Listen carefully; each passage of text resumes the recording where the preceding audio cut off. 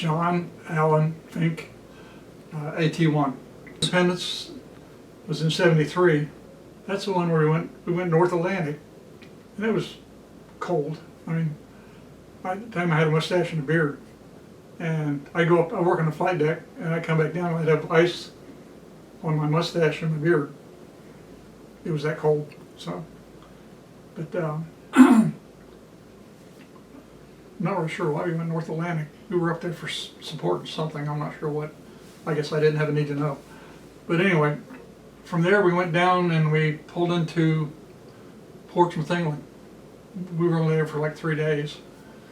And then from Portsmouth, England, we went down into the Mediterranean. Or did we hit Rota first? We might have hit Rota first and then changed over with whoever we were replacing in the Med.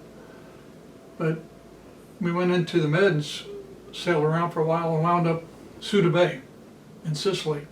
I don't know if you're familiar with that. But we'd been out for quite a while, so I guess they figured we needed a break, so they had what they called a swim call. And they got a barge of beer from somewhere, I don't know, and had it anchored off the stern of the ship. And basically, if you wanted a beer, you go jump off the back of the ship, swim to the barge, and drink the beer. And we'd been at Anchorage in Ceuta Bay, which is, there's no flow. It's a bay. So I went out and had my swim trunks on and looked in the back. I looked out there and guys were jumping in the water and they were coming up with pieces of toilet paper on their head and stuff, and I went, I don't want a beer that bad. No. So I just forget it.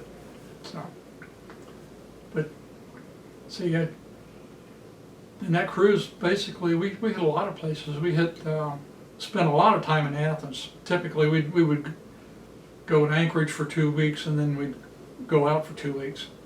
Pretty much that was the routine. And but I hit Athens, hit Naples, Barcelona, Palma, I think. And we went to North Africa. It was so shallow off North Africa, you could not even see the coast from where we dropped anchor, because the carrier draws about 60 feet of water.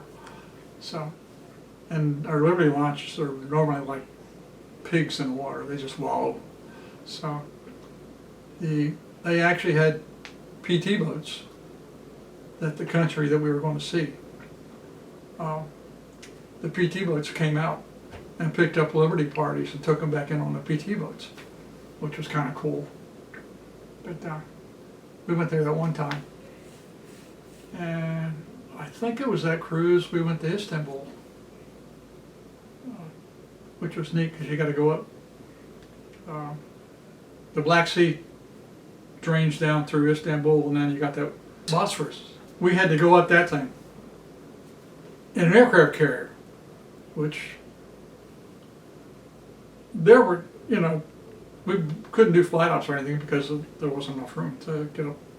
But I could swear there were times that I could have walked to one side of the ship on the flight deck, thrown a rock and hit the shore, and walked to the other side and thrown a rock and hit the shore. It was, and I'm thinking, what are we getting the carrier up in here for? I got up in there and we pulled up to drop the anchor. Well, normally when they drop the anchor, the Admiral's barge is supposed to hit the water the same time the anchor does, or close proximity. Well, they drop the anchor and they sound the man overboard alarm. And my shop was in the O2 level, which is right above the hangar deck, between the number 3 and number 4 elevator, which is in the back. Well, when they sounded the man overboard, I ran down to the hangar deck to see what was going on, and the Admiral's barge was in the water, turned over. What it was, they lowered it down, and turned out what happened is the water coming down through there, it's moving at like 17 knots, is what I was told. So we were sitting there looking at the shore, we were stationary, but there was a wake coming off the bow, just from the current passing down through. Well, I guess the current caught his boat while it was still hooked up. It flipped over, and everything got washed out, including the crew. They were bobbing down the, yeah. So they had to send out a boat to go pick them up. So.